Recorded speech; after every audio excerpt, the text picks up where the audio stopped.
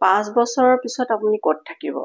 আপুনি নিশ্চয় কিবা এটা লাইফত আপোনাৰ ড্ৰিম আছে, কিবা এটা গোল আছে যে মই এইখিনি কাম কৰি যাম। সো এতিয়াৰ পৰা মই 5টা বছৰ লৈছো বাৰু। 5 বছৰৰ পিছত আপুনি ক'ত থাকিব এবাৰ নিজকে ভাবি চাবচোন। আপুনি আপোনাৰ সপোনৰ লাইফ জি থাকিব নে আপোনাৰ সপোনৰ লাইফ জীব পাৰিব নে নোৱাৰে সেইটোত আপোনাৰ সন্দেহ আছে। যদি আপুনি সন্দেহ আছে মোৰ ভিডিঅ'টো পুৰাকে চাওক, আপোনাৰ বহুতখিনি সন্দেহ আপোনাৰ দূৰ হৈ যাব আৰু আপুনি লাইফত আগুৱাই যাবলৈ আপোনাৰ সপোনটো ফুলফিল কৰিবলৈ আপুনি অলপ হ'লেও সহায় হ'ব। মই ইয়াতে এতিয়া আপোনালোকক 5টা পইণ্ট ক'ম। 1 নম্বৰটো হৈছে ফাইণ্ড ইয়ৰ ইণ্টাৰেষ্ট। আপোনাৰ ক'ত ইণ্টাৰেষ্ট আছে, আপোনাৰ কি কৰি ভাল লাগে।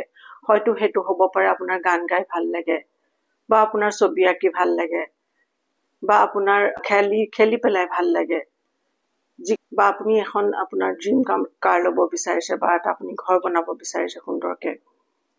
যিকোনো হ'ব পাৰে, ক'ত আপোনাৰ ইণ্টাৰেষ্ট আছে সেই ইণ্টাৰেষ্টত আপুনি কাম কৰি যাব লাগিব। 2 নম্বৰটো হৈছে ড্ৰিম এবাউট ইয়ৰ চেল্ফ। আপুনি কি কাম কৰিব বিচাৰিছে, কি হ'ব বিচাৰিছে আপুনি লাইফত, আৰু সেই আপোনাৰ সপোনটোৰ কাৰণে আপুনি কি কি কৰি যাব লাগিব, কি বস্তু দৰকাৰ হ'ব আপোনাক, কি কথা বতৰাৰ দৰকাৰ হ'ব। Number 3, never be afraid to try কৰিবলৈ কেতিয়াও ভয় নকৰিব। আমাৰ ভয় লাগে, হয়তো আমি এইটো কৰিব পাৰিম বা নোৱাৰিম।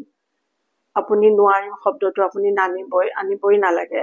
আপুনি পাৰিম কথাটো আগত লৈ পেলাই তাৰপিছত আপুনি সপোনটো আপুনি পূৰা কৰিবলৈ চেষ্টা কৰক। প্ৰত্যেক দিনাই নতুন কিবা এটা কথা শিকক।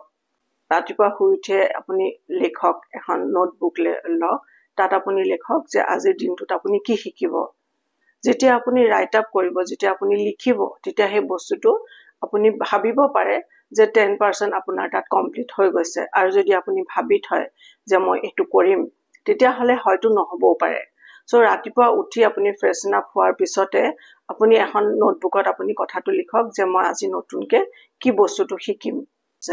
আপোনাৰ পেশ্যন ক'ত, সেই বস্তুটো হয়তো আপুনি বিচাৰি উলিয়াবলৈ অকণমান টাইম লাগিব পাৰে, কিন্তু আপুনি হাৰ নামানিব, আপুনি ট্ৰাই কৰক। সেইটো আপুনি বিচাৰি উলিয়াই তাৰ ওপৰত আপুনি কাম কৰিবলৈ আৰম্ভ কৰক। Choose what makes you happy. আপোনাক কিহে সুখী কৰে। এনেকুৱা হ'ব পাৰে বহুত কাম হয়তো কৰি আপোনাৰ ভাল লাগিব পাৰে। আপোনাৰ কেতিয়াবা গান গায়ো ভাল লাগিব পাৰে, কেতিয়াবা হয়তো কিবা ইনষ্ট্ৰুমেণ্ট বজাই ভাল লাগিব পাৰে, কেতিয়াবা হয়তো কিবা এটা আঁকি আপোনাৰ ভাল লাগিব পাৰে। কিন্তু সেই ভাল লগাটো সেইটো এটা বেলেগ কথা। আৰু ভিতৰৰ পৰা যিটো হেপ্পী হ'ব, আপুনি খুব হেপ্পী হৈ পেলাই সেই কামটো যে বাৰে বাৰে আপোনাৰ কৰিব মন যায়, সেইটোৱে হ'ব পাৰে আপোনাৰ পেশ্যন। সেই পেশ্যনত আপুনি কাম কৰি যাওক, সেইটো আপুনি ধৰি লওক, সেইটো আপোনাৰ চিনাকি। তাৰমানে আপোনাৰ বাৰে বাৰে যিহেতু আপোনাৰ এটা কাম কৰিব মন গৈছে, আপুনি সেই কামটো কৰি সুখ পাইছে, গম পাইছেনে। সেই কামটো যেতিয়া আপুনি কৰি সুখ পাইছে, তেতিয়াহ'লে সেই কামটোত আপুনি ধৰি লওক, সেই কামটো আপুনি নেৰিব, আৰু সেইটো কাম লৈয়ে আপুনি আগলৈ আগবাঢ়ি যাওক। নাম্বাৰ 5টো হৈছে লুক আপ ইয়ৰ আইডলছ।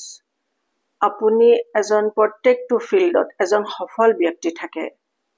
সেই সফল ব্যক্তিজনৰ কথা আপুনি বুজক, পঢ়ক, তেওঁলোকক চাওক, কিমান তেওঁলোকে লাইফত ষ্ট্ৰাগল কৰি পেলাই সফল হৈছে।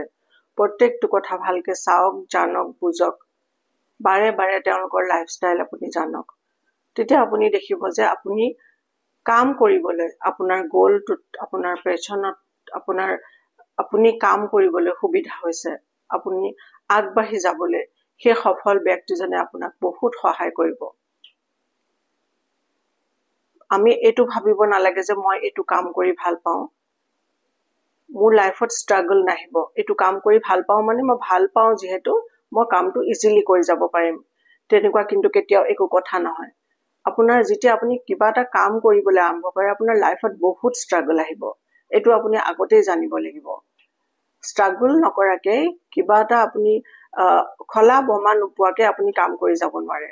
বা এজন ভাল মটিভেশ্যনেল স্পীকাৰে কৈছিলে যে গাড়ী চলাই গৈ থাকোঁতে দেখে যে ৰাস্তাটো খুব প্লেইন ৰাস্তাত গাড়ী চলাই ভাল নালাগে, মই নামি পেলাই বোলে গাড়ীখনৰ আগত এটা গাঁত খান্দি লওঁ। মানে তেওঁ এটা এক্সাম্পল দিছে যে গাঁত খান্দি লওঁ, যে গাঁতটোৰে এনেকৈ কষ্ট কৰি পাৰ হৈ গ'লেহে মানে ভাল লাগে। সো সেই কথাটো আপুনি কেতিয়াও নাভাবিব যে আপুনি একদম ধুনীয়াকৈ পাৰ হৈ যাব, সেইটো হ'ব নোৱাৰে আৰু নহয়, আপোনাৰ ষ্ট্ৰাগল পাব আপুনি।